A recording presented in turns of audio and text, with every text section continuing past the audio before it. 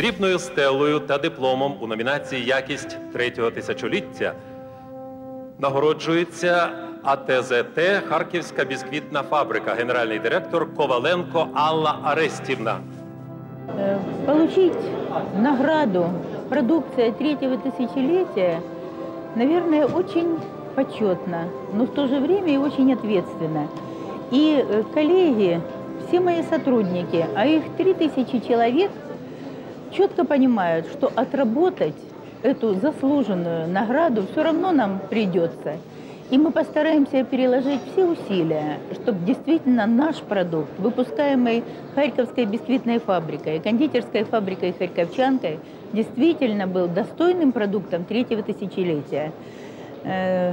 Прекрасный форум «Золотая фортуна» уже неоднократно поднимал на свои пьедесталы производителей достойных больших наград в различных номинациях. Прекрасно то, что сегодня ценится труд. Прекрасно то, что сегодня оцениваются реальные достижения коллективов Украины.